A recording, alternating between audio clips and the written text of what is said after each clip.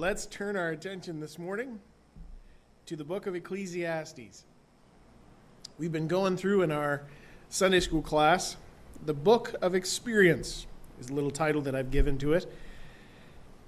Written towards the end of Solomon's life, it was meant as a way for him to share with his children and to share with everyone the results of the experiments and the experience of his life, to give us the results of everything that he had done with all of the wisdom that God had given to him.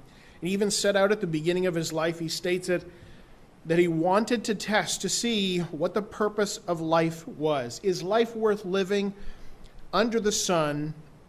Are there things in this life that give it value, that give it a reason?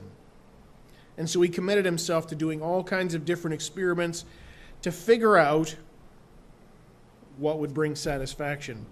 He wanted to see if there was anything on this earth that could do that.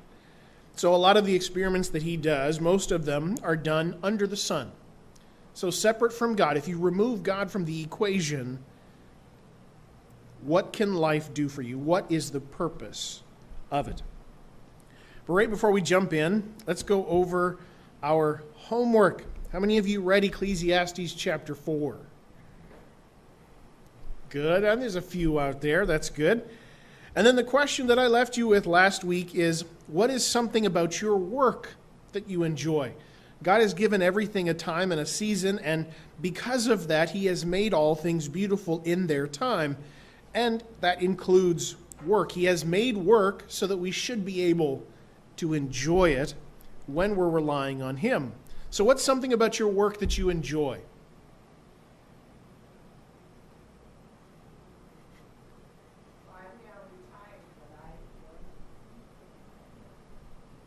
The people, yeah. The people we spend time with are often a blessing of work. What else?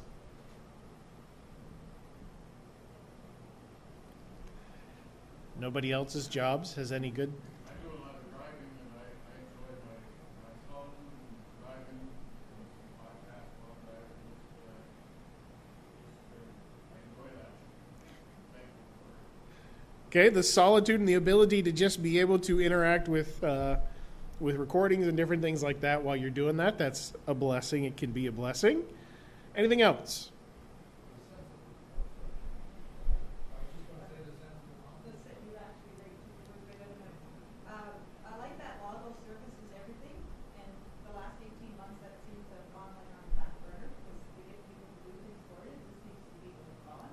But servicing your clients gives really personal satisfaction. I often think of nurses, if they could just nurse, how much more they would enjoy their job. But because there's so many legislation and documentation, they don't get time to do what they're trained to do. And I think, though, the Lord will give you little opportunities that just take a second or two to do that make a huge difference to people's lives.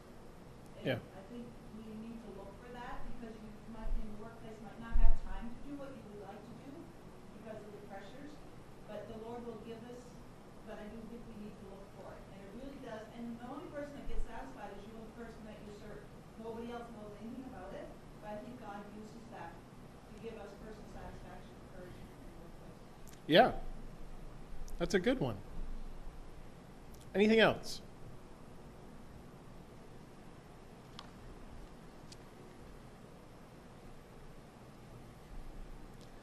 Well, then let's turn our attention to the book of Ecclesiastes and turn, if you would, to chapter 4.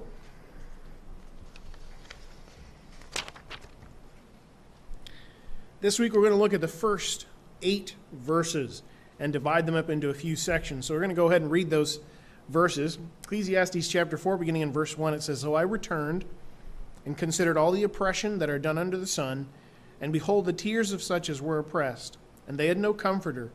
And on the side of their oppressors there was power. They had no comforter. Wherefore I praise the dead, which are already dead, more than the living, which are yet alive. Yea, better is he than both they, which hath not yet been, who hath not seen the evil work that is done under the sun. Again, I considered all travail and every right work that that for this a man is envied of his neighbor. This is also vanity, vexation of spirit. The fool foldeth his hands together and eateth his own flesh. Better is an handful with quietness than both the hands full with travail and vexation of spirit. Then I returned, and I saw vanity under the sun.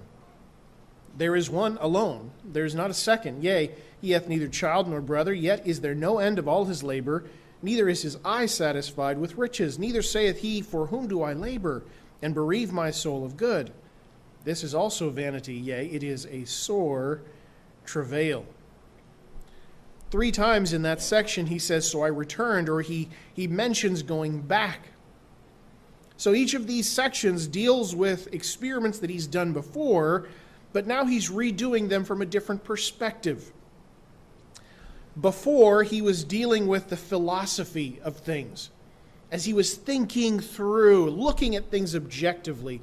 And now the experiments that he conducts, instead of being distracted and distanced from them, looking at them, now he gets right down to the business of walking around in the lives of people and redoing these experiments from a personal perspective. So the first one, he says, these first 3 verses, so I returned and considered all the oppressions that are done under the sun.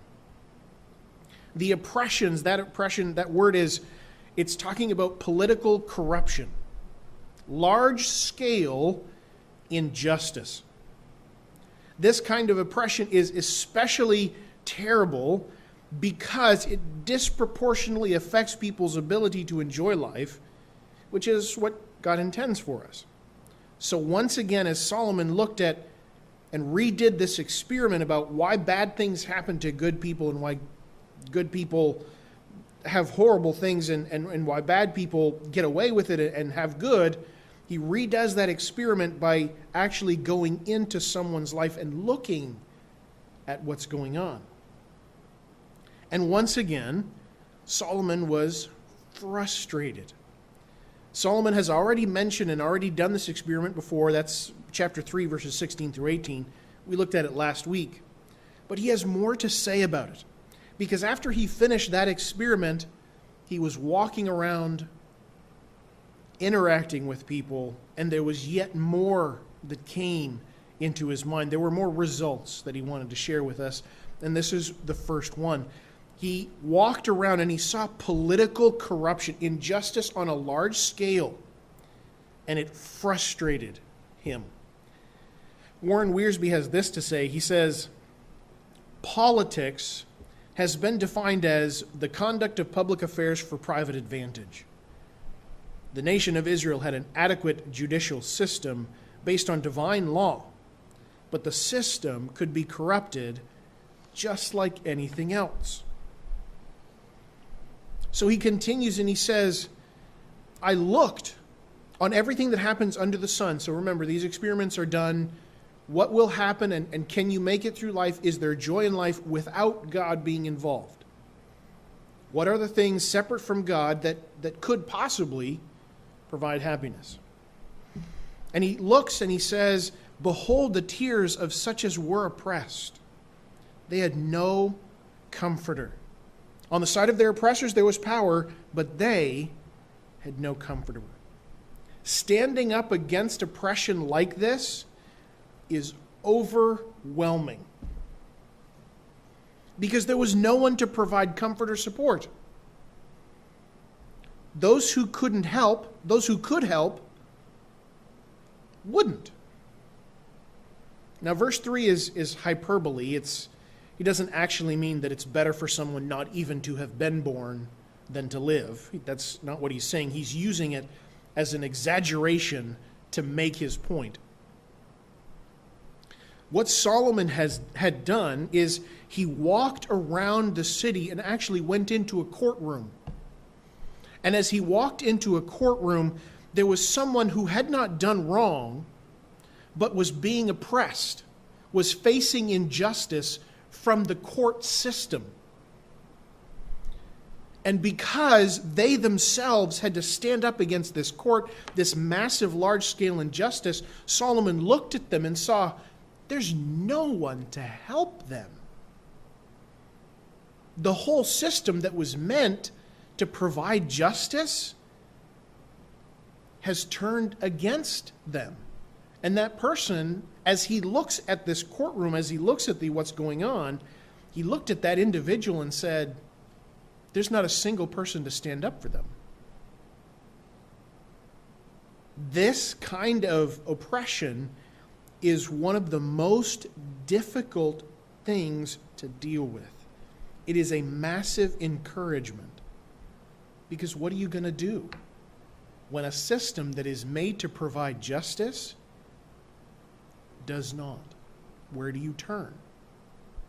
So he says, under the sun, without God being involved, oppression is the most discouraging thing. It's one of the most discouraging things, which is why he exaggerates to bring out the point that it's almost better if they hadn't even been born, so they wouldn't have to go through this kind of thing. It's a tough point to jump into, right in the middle of life. But this is the experiments that Solomon was trying to do to figure out what in life will bring satisfaction. And what he came back to over and over again is when you subtract God, life is very discouraging. So discouraging at times that it's going to feel like, for some people, like they would just wish to never have come around in the first place. Again, one commentary said, in other words, the only alternative to enjoyment of life as a gift from God's hand is the gloomy despair caused, in part at least, by reflection on unchecked oppression. So when you remove God from the equation,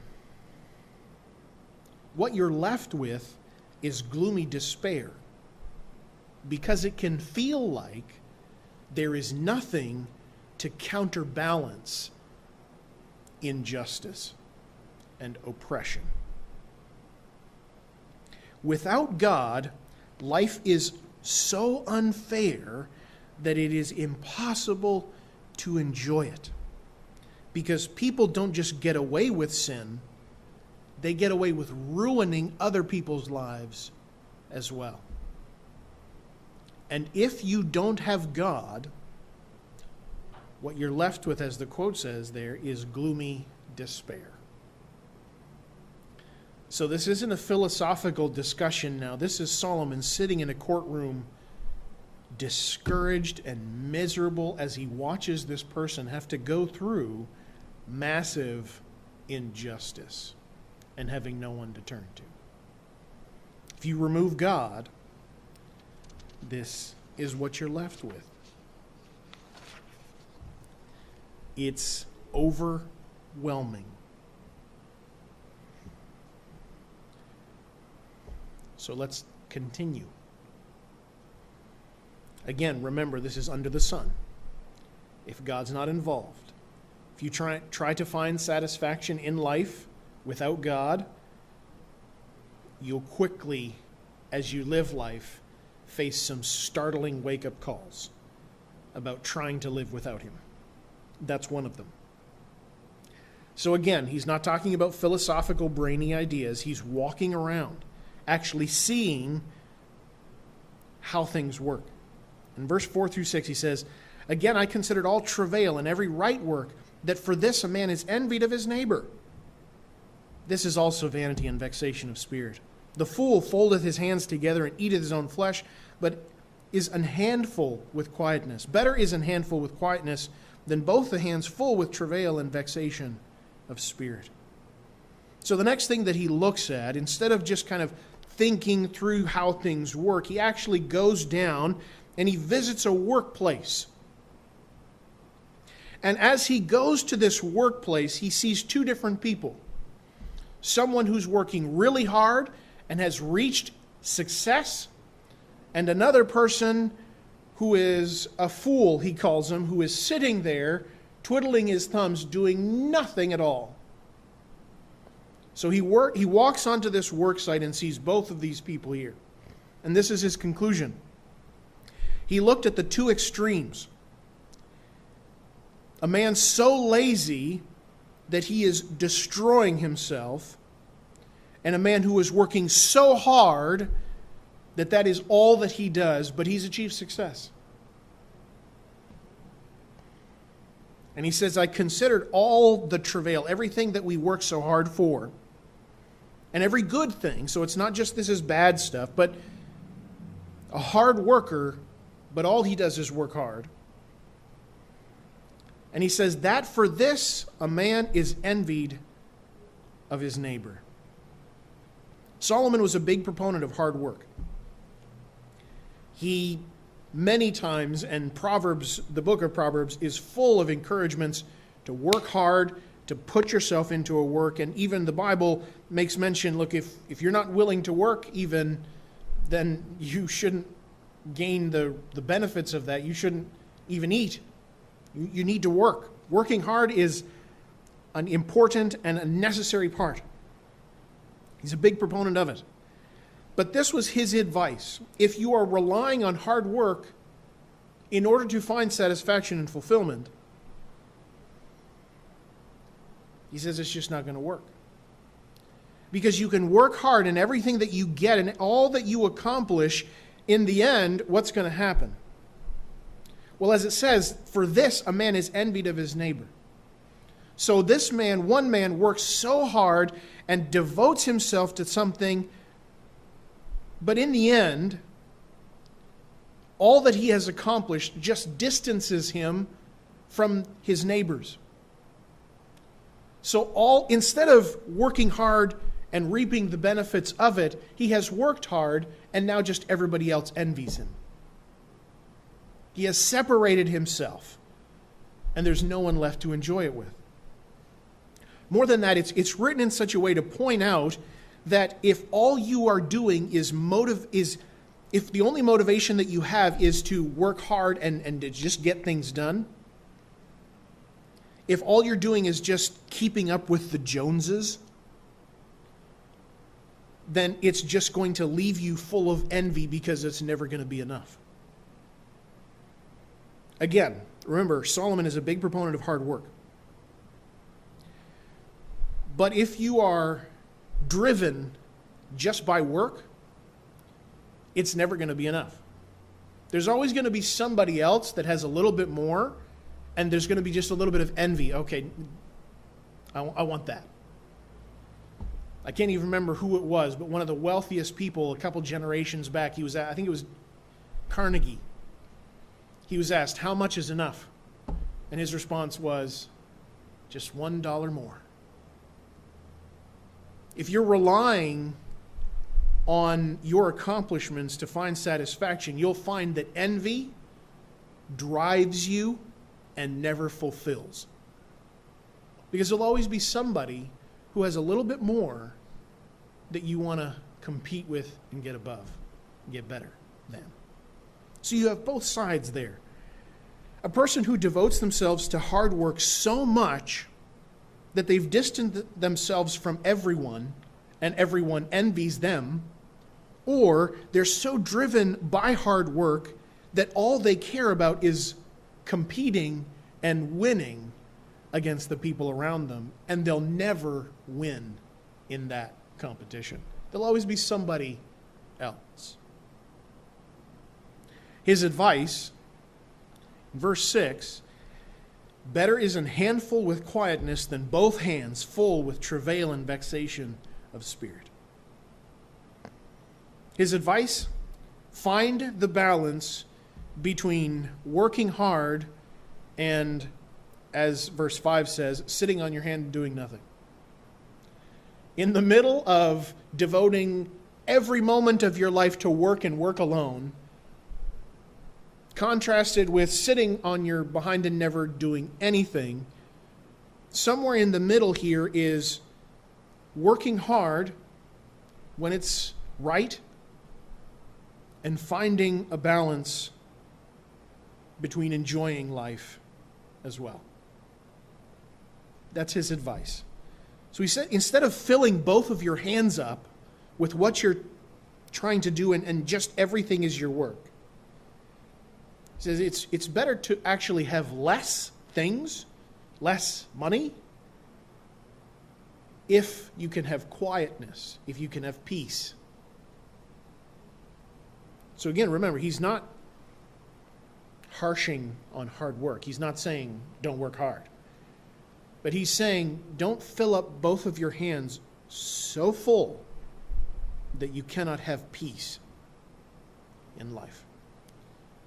You may be able to accomplish a great deal and gain a whole lot of wealth, but it's better to have less when you have peace. Better is an handful with quietness than both hands full with travail and vexation of spirit.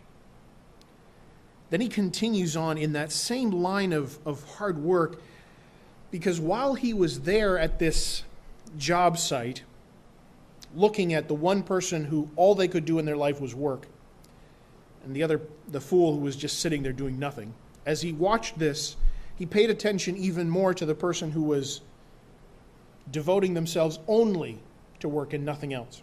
And in verse 7 and 8, he also shares this. He says, I went back, then I returned, and I saw even more vanity under the sun. I saw even more emptiness. He says, there is one alone, and there is not a second. Yea, he hath neither child nor brother, yet is there no end of all his labor. Neither is his eye satisfied with riches, neither saith he, for whom do I labor and bereave my soul of good? This is also vanity. Yea, it is sore travail.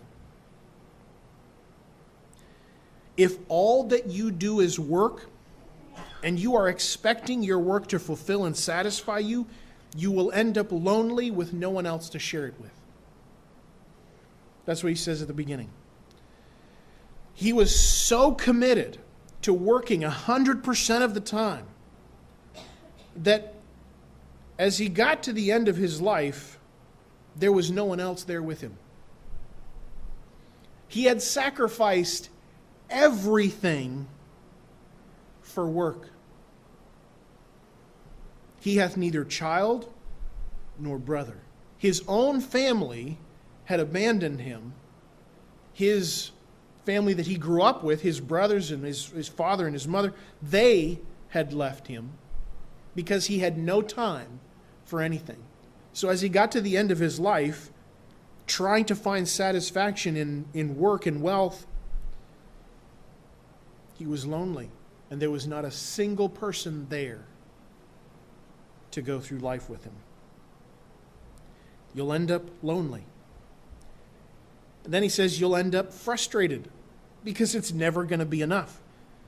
So even though he was just doggedly pursuing work at the cost of everything, sacrificing his own family, he says, yet there is no end of all his labor, neither is his eye satisfied with riches. It'll actually, well, just straight up, it's never going to satisfy you if all that you do and if you are expecting your work to fulfill you.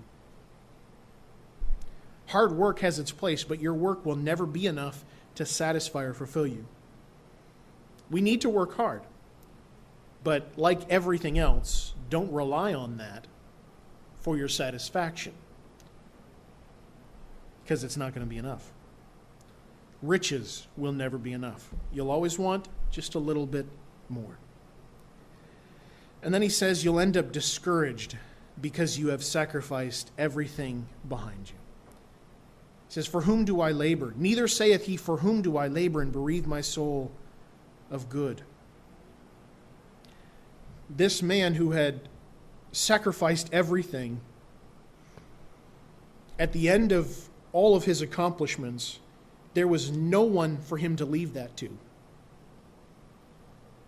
So he was left with a desperate desire to keep on living and working because there was no one to benefit from that. There was no one to turn over his work to. He didn't even care.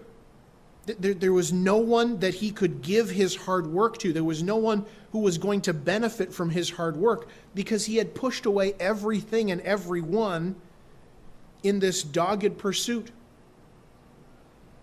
of trying to find satisfaction through the things that he could do. So he was lonely, frustrated, and discouraged. So again, back to verse 6, what's the only way that work can be enjoyable? He says you have to find the balance there. The only way hard work is enjoyable is if it's in the right place that God has made for it. The only way that hard work is enjoyable and God-honoring is if it's a part of a balanced life with Christ at the center. If you rely on other things, on anything else other than God, it's not going to be enough. And if you rely on anything other than God, it's not going to be balanced, and everything's going to be thrown out of whack. And in this case, he shares, this is what happens when work becomes the priority instead of Christ becoming the center. You end up sacrificing the people around you. You end up sacrificing your joy, replacing it with frustration. And instead of working to provide, you are discouraged because there's no one for you to give your efforts to.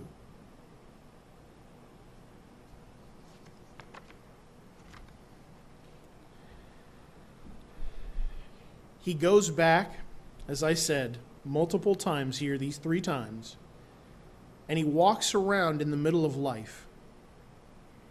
And instead of doing these experiments, watching how things go, he walks around in people's life. And he says, if you subtract God from life, then you face a startling realization that life isn't fair and it's discouraging. If you go to work without God, you face the fact that it's never going to be enough. And if that's all you do, you're going to alienate and push away everyone around you. So his suggestion mixed in there, apart from the obvious priority of God has to be the center of your life and what you are relying on for satisfaction, he says once you have done that, what you need to do, how you balance things out so that you have a good, steady level, is to balance enjoying life with hard work. Find that balance there between work and joy. Because life without God is useless. It's frustrating and it's discouraging. But when you place God in his rightful place, you will find that work, instead of being dominating and overwhelming and never enough, you'll find that your work can have joy in it.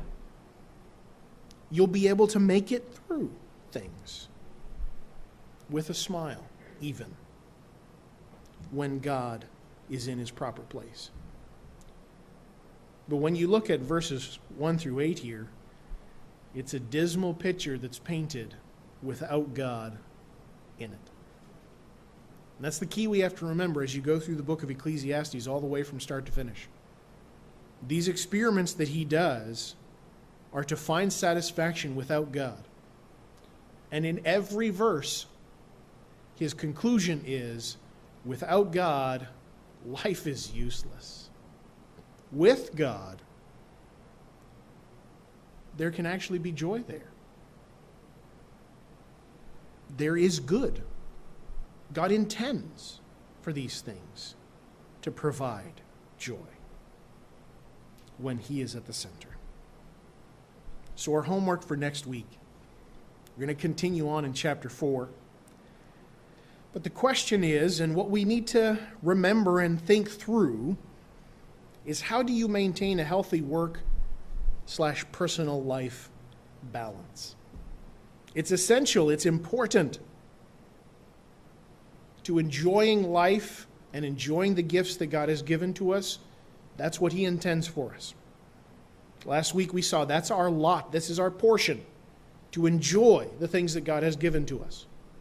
One of the ways that we do that is finding a good balance between work and personal life. So that's the question that I want to leave you with, as you can think about throughout the course of this week. How do you maintain a healthy work and personal life balance? Let's finish up in a word of prayer, and then we'll open it up for questions or comments. Dear Heavenly Father, we thank you for the opportunity to look through this book. And it's hard-hitting and it's serious. These are very real-life situations that we see here. So I pray that you would help use those to impact us with the understanding that we need you desperately. That without you involved, without you in our lives, without you as the center of our lives, things are very overwhelming and difficult. So I thank you for Solomon spending the time to go through these things, to give us the results. So help us, Lord, to hold on to you tightly, to maintain our relationship with you, to work on that, and to make that a priority. And I thank you for all of this in your name.